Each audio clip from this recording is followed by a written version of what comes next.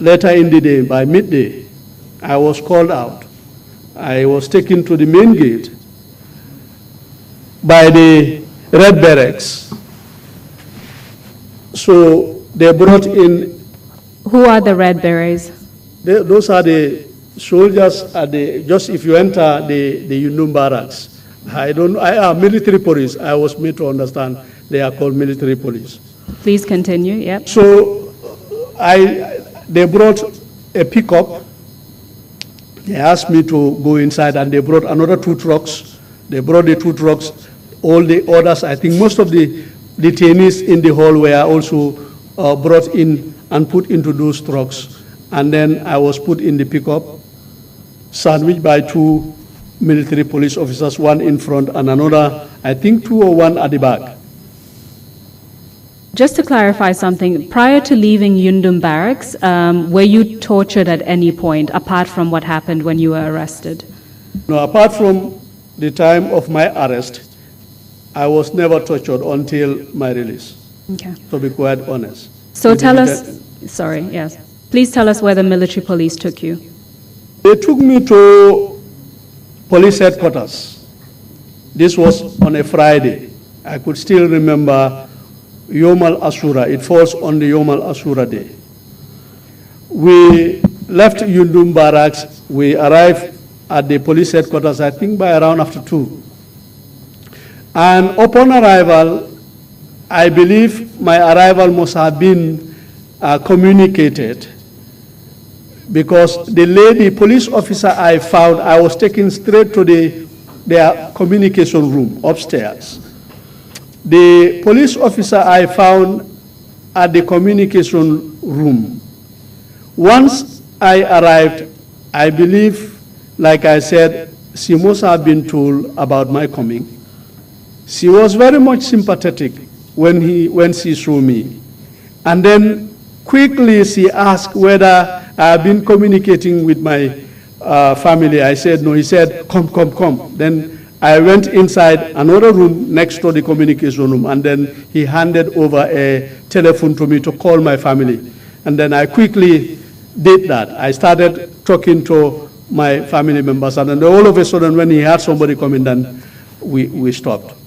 Was that the first time that your family members knew what had happened to you? No, that was not the first time, because before I left Yundum, they came to visit me. Okay. Yes. And you were at Yundum from the 10th of April? Yes. Which was a Monday, from what you've said? Yes. Until Friday? Yes. So for about 4 days? Yes. Tell us about what happened after that lady allowed you to call your family, the police officer. After that, they had lunch. After that, they had lunch. I saw almost all the security heads at the police headquarters within the police. The IGP, Deputy IGP, Ablai Sanyang, PRO at the time, Commissioner of Admin, Babukar Sow at the time, because he was also a neighbor, I know him. They were all there. And they gave me a good lunch, because that was, for the first time, I had a very good meal. Domoda with meat. That was what was given to me. So after that, I was asked to join them in their conference room. Around conference, a squad one, I was put in the middle on camera and recorded with all the security heads. And they started their interview, one after the other. Can you tell us the names of the security heads that were present, either their names or their positions? Who were they? I know the IGP was there. The Deputy IGP was also there. Tatin Baji was there. Babukar Sow was there, then Commissioner of Operations, Admin, I believe, because he was in Nebo, so I know him, he was there. Anyone else that you recognize? Ablai Sanyang PRO, police PRO, I believe was also there. And other police commissioners, whom I could not know their names. What kind of questions were you asked during the interview? In relation to how everything started up to what I know about the whole incident. I think it lasted for almost about 2.5 hours. And what happened to you after that interview? After that, I was handed over to Tijan Ba, an NIA officer who escorted me to the NIA headquarters that Friday evening, where I was detained for another 6-7 days.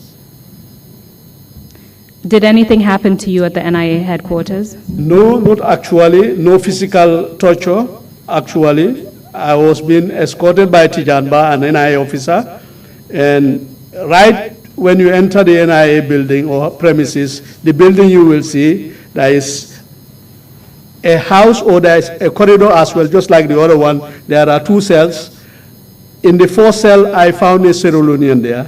In the 2nd cell, I found Nakulan Sise, our advisor, the student union, sub-union advisor. Nakulan Sise was there, and I also found Pa Alassane Sise, the treasurer of Gamsu. Were you taken to the NIA premises on your own, or were you in a group of detainees? I was the one taken alone. How long, you said you spent about 6 or 7 days at the NIA? Yes, around that. After that, were you released or did something else happen to you? No, I was transferred back to police headquarters to join another 3 student leaders, Aliou Khan, Senabu Gay, Babukar An. I found them at the police headquarters. We spent almost about 2-3 days there again. In total, how much time did you spend in detention? I think almost about 16 days. Were you charged at any point? And I could not remember. We were by a team of lawyers led by Usman Silla. They did a lot for us, and other Gambian lawyers, Bar Association, and including Aliou Dabo, the then President, Student Union, University of the Gambia, did a lot in making sure that we are being released, and other people within and outside the Gambia. So after about 16 days, you were eventually released. And I want to put these 2 things because they are of importance. At the NIA headquarters, these 2 people, including myself, 3, were the Freetonian. His story is so sad. I believe his name is, if I am not forgotten, Stephen. He has been crying and he has been praying all throughout. A very faithful Christian I have ever seen. He said to me, I ran away from a civil war in my country, only to come to the Gambia to be arrested. I don't know exactly where I am. And I think I spent almost about only a few days in the country, and then it coincided with this demonstration, and he was arrested. So he spent some time there, and he was very keen. I could remember every early morning, by 5 a.m. he will start prayers, and he will call us to get up and pray along with him. And there was this morning, he said, today they're going to release me, and it happened. We prayed together, and when early morning they came, he was released. And Buba Samura, So just to be clear, the Sierra Leonean that you mentioned was not connected in any way with the demonstrations, but was arrested in connection with the demonstrations. Yes. Please continue. And I also found Buba Samura there, the National Assembly member for Kiang East at the time. I met him because I was taken there on Friday, because at NI headquarters we are only given one meal, that is lunch, by 2 o'clock, and it's benachin every day. So, it's a small basin. We, 5 of us, will share the benachin. And he will be brought out from his cell to join us to have lunch, Buba Samure. So when he met me that Saturday while at lunch, he was pale, exhausted, and he started asking me, he said, Nding, where are you from? I told him, I said, I'm from Brikama. He said, who is your father? And I told him about my father. I said, my father is Keba Jub. He said, I know your father. And then he started bursting into tears. He said he's been kept in a dark cell where he could not see anything. And they will get into the cell during nighttime and will be beaten. Did he tell you why he was arrested? He said it was in connection to the demonstration, because we were, in fact, the conclusion at the NIA headquarters At 3 occasions, we have been called to give our statements. For me, when they took me to give out my statement, it will take me 2-3 hours. So Haidara in particular will complain. I said, you cannot complain because what I know is what I'm going to write. I cannot shorten my story because I have a story to tell. And at the end, what they concluded was we are all opposition children. That was what they concluded. The opposition were behind us. What's the name of this Haidara that you mentioned? I can't remember the first name, but I know he's either a fine complexion guy. In your statement, it states Sheikh Tijan Haidara. Is that correct? Then it must be the one. After you were released, and I need to wrap this up because we have run out of time. After you were released, did you come across any other post-mortem report regarding what happened to Ibrahima Barry? I understood there was one that they did. I believe it was exhumed, and another post-mortem, I understood, that was narration, that because they said they were not satisfied with this first one, because then at the time they said Dr. Sam was the pathologist and was not in the country, and then the Cuban Dr. Rafael Rizzo did the post-mortem. So they did another one, I made to understand. And where did you understand that? From narration, I think from even papers, from newspapers, if I'm not forgotten, yes. And from the narration that you heard, what was different about the new post-mortem report from what you understood? The only change, the only difference will be this one perhaps will contain something favorable to the authorities. That's what you understood from what you heard? Yes. But you did not actually see the report? Exactly, that's my understanding.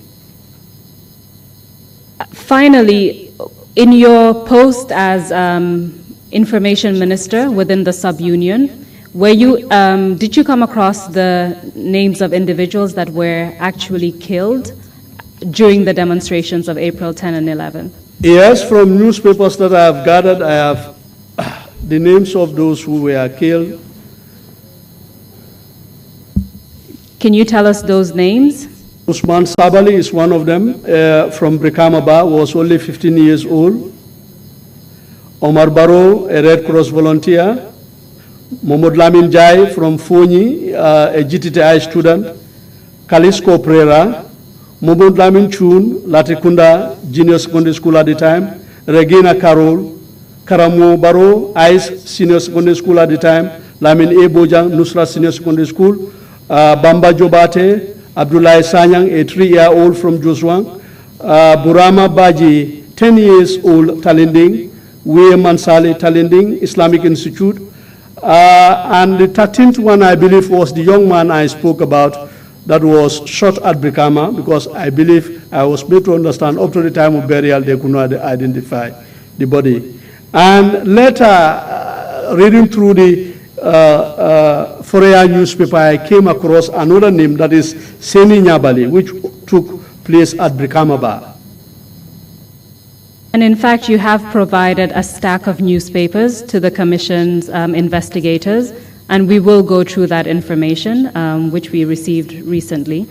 From what you found out, how did the 3-year-old die?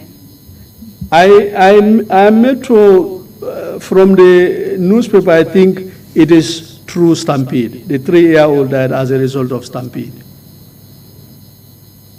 The last question from me is, considering everything that happened, everything that you witnessed, what happened to you as well, what impact did this, the events of April 10 and 11 have on you? On me, in particular? On you in particular, as well as other students that you know?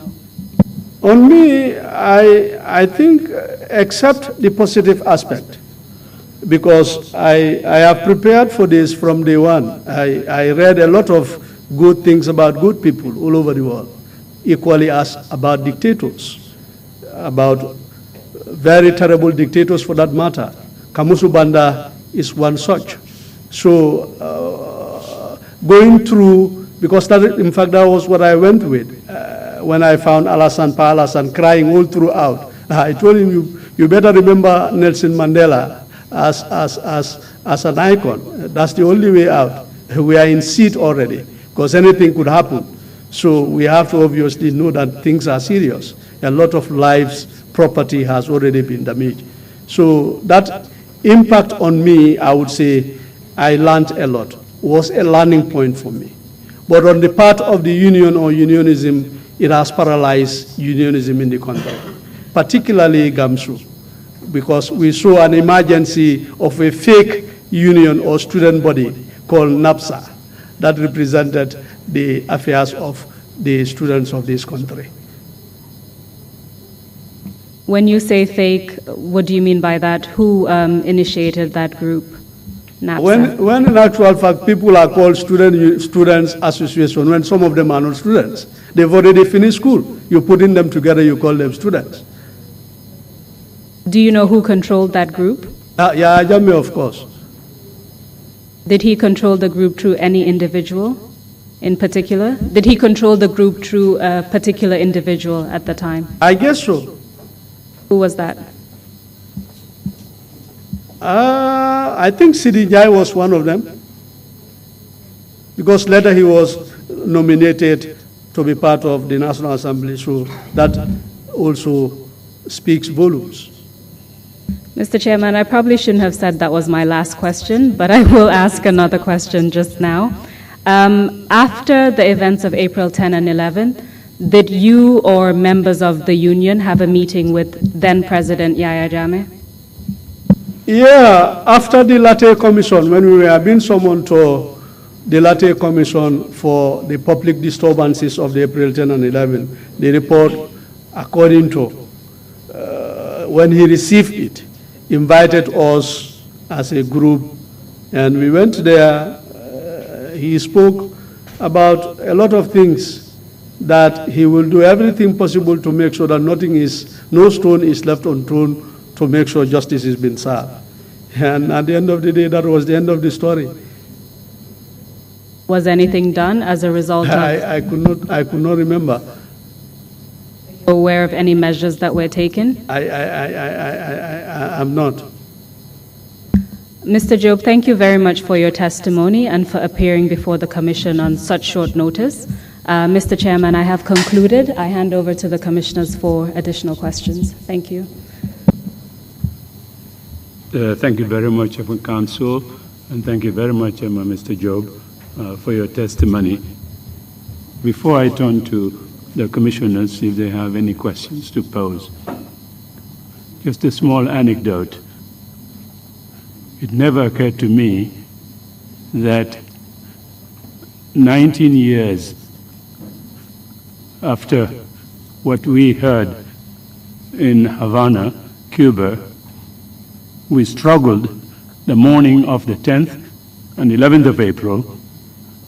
I was in Havana with the Secretary General of the United Nations, Kofi Annan, and the Secretary General is briefed every morning by his press secretary, and we get briefing from the Department of Political Affairs on developments around the world. When the briefing notes came, we looked at it, and there were two references to developments in the Gambia. And of course, he just turned to me and said, Lamin, you don't have troubles in your country, but it seems as if these things are getting to be a bit serious. He wanted to know quickly what the developments were here. I mean, the violence that was going on, the killing of the students, because if we had detailed information, we were planning on having a meeting with the Gambian delegation that President Jammeh was heading. He was only a few meters away from us, the UN delegation where we were seated, and we didn't get that. That information didn't come, the detailed information didn't come. And as I said, this is a twist in life, that 19 years later, here I am sitting here, hearing those details that perhaps would have made it possible for the Secretary General of the United Nations to meet with Jammeh to try to make sure that things don't get out of hand in the Gambia, notwithstanding the slaughter of young students in the area. Just a small anecdote, but he was there with his own delegation, Jammeh, and in that big hall, Anand turned to me at some point and said, he would say, your friend. He said, your friend has got this big telephone sitting right on his desk in the big hall in the area. He was communicating with the Gambia, with what was going on here, and monitoring that.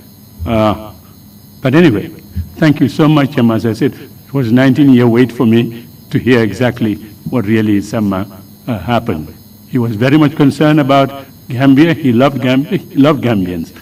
Ironically, yesterday was the first anniversary of his passing away, Kofi Annan. And to hear a day later the details just got me a bit moved. But commissioners, if you have any questions, Commissioner Jones, have the floor, please. Thank you, Chairman. Mr. Job, I have one follow-on question regarding the widespread allegations that Mr. Ibrahima was fed cement.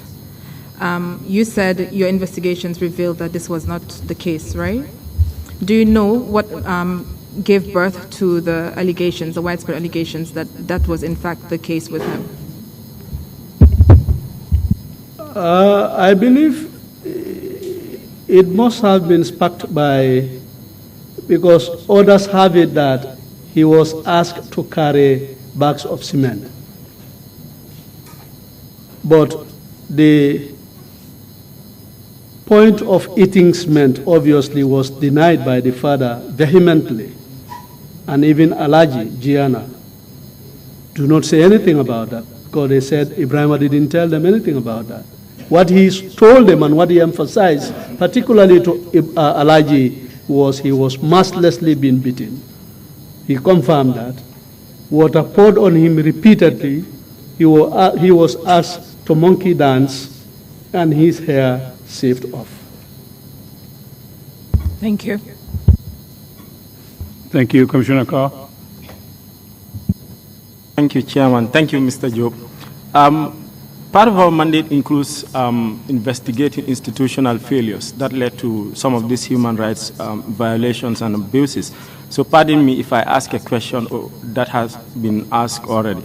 But my first question is, since you've been in the education sector for long, I want to know whether there is anything regarding disciplinary policy within the sector.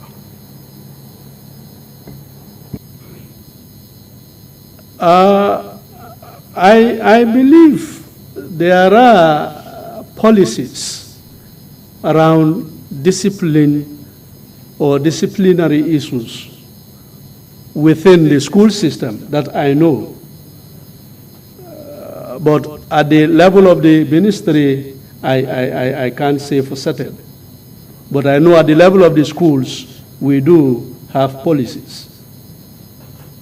Thank you. So then that brings me to the second question, which is, would you say that taking Mr. Barry, the late Mr. Barry to the fire service, would you say that conforms to those disciplinary policies within the school system? Yeah, that was what obviously when everything started with that. Everything went against that policy. And that was why when we realized it, our first thing we thought of was to talk to the students about matters of discipline and to even urge the school administration not to ever involve a third party in the discipline or in the disciplinary aspect of students, because the end result is always going to be a problematic or negative effect. Thank you. My final question is, do you know if the then ministry, the leadership of the then ministry, did anything to investigate the incident? Well, I think the then ministry were hypocritical. They were hypocrites in the whole episode of Ibrahim Abari. So many things that they did, because after the press release of the then president, you saw the teachers' union, the conference of principals, you saw parents coming together to ban students from being part of GAMSU. So you could see the hypocrisy in what the Department of State of Education did at that time. In fact, at some point, Tres Ndong, in one of the narrations in a press briefing, they did, congratulated or applauded the government for the way they handled the crisis in a press briefing. So you could see that. And after, when we graduated from college, we were all posted to Region 5 and 6. All of us. So you could see their hypocrisy. One more question, Mr. Chairman. This is just something I thought of now. This is in reference to, since a lot of you were also arrested and detained at either the NIA or the Gambia Police Force, was there subsequent attempts to monitor you and to issue threats to any of the executive members of GAMSU? They were, of course. In fact, at some point, one of the reasons why I kept all these reference materials is because we want to tell our story. Myself and Aliu Khan wanted to write our story into a book. We even spoke to an institution, which I will not name here. They even gave us the assurance that they will help. But at some point, somewhere along the line, they turned against what they said or what they promised. And then we realized that somebody somewhere is monitoring. And that has been the case. From that on, in fact, all the tertiary institutions, you have NIA officers within. You have, yes, you have police officers within. Even at our badge, you have NIA officers as students, part of the program. So anything that you are doing at the college level, because it's their problem, they are informed about it. So obviously, it was. Thank you very much. Thank you, Imam C, followed by Commissioner Kinte. Imam C. Mr. Job, Bintamane, mujongen kam kiko def. Bintamane, did you eventually get to know who raped her? Well, at some point, what I made to understand was, after all this, a parade was mounted for her to identify who raped her, but I think he could not, or a wrong person was identified, something like that. I think that was what I made to understand after that. Thank you very much, Commissioner Kinte. Thank you, Mr. Job. It has been really traumatizing to go through the experience. Thank God this one avenue, all these institutions you talk about, I headed. I was president of the sub-union of the college, president of the main union, one of the founders of GAMSU, and became the first president. I just narrated this because there was an event when I was president.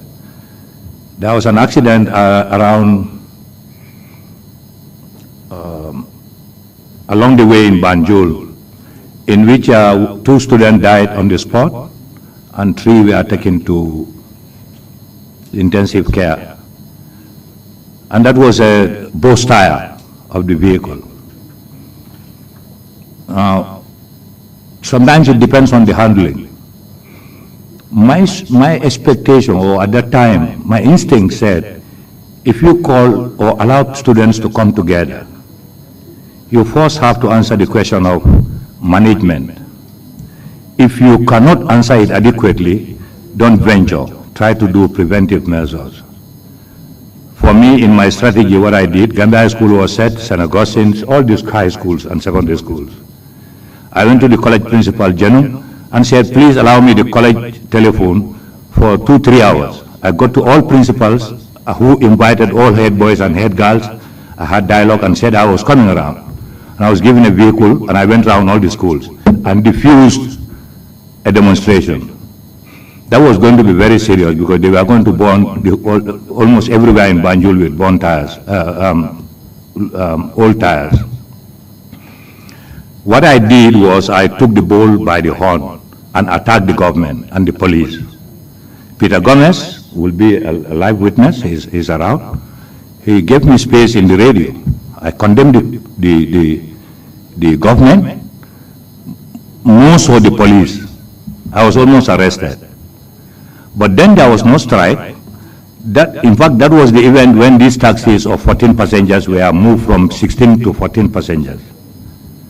And then more serious inspection of transports were done. Because what I said was, transporters will be worn out. The police don't care about the wear out of the wipers, signals, and so on. They're only looking for the $5 and the $10. Peter asked a question and said, "You want to tell me the police are corrupt?" I said, "From the Inspector General to the rank and file." That was a live program. Now, we have experienced a similar thing. Just not long ago, a gentleman died in the hands of the police, allegedly. People who came out may have had an organized way and intention to go about it. But they did not look at the management part of it. If we go, can we manage it? Like you had in your case in Brikama also. When you went out, your intention was just to go and read your statement to the commissioner and so on, which is in good faith and is in place. And you went to pay condolence, that's great. But it went out of hands because people with some other interest, vested interest, added onto your number and you could not control it. It has repeated this year, or it has come about this year also. I would want in your concluding remarks, what do you propose or advise about demonstrations at any level in the country? Thank you. Thank you very much, Mr. Job. If you have any concluding remarks, you've already been invited. Okay, please proceed. I think we are very much grateful to the Gambians during those hard times.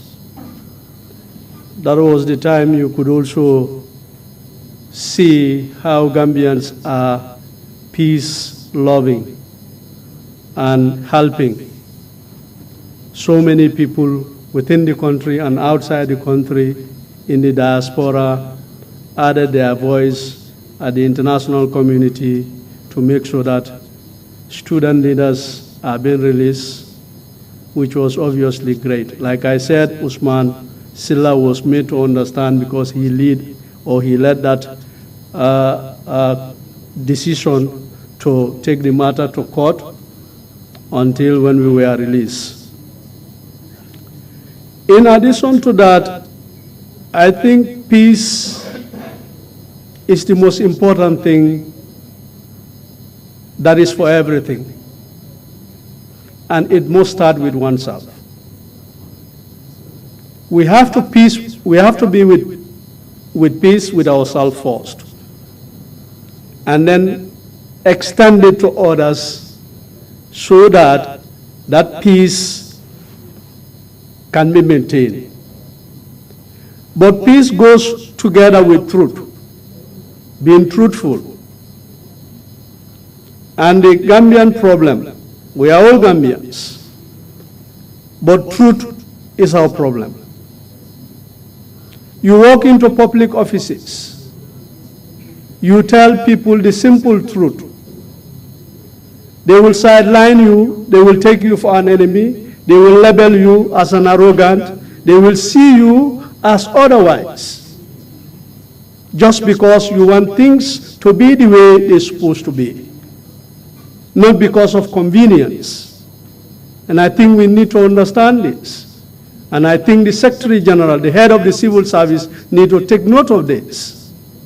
Public service regulations need to be respected. People should not take public service regulations for their own convenience to do things otherwise.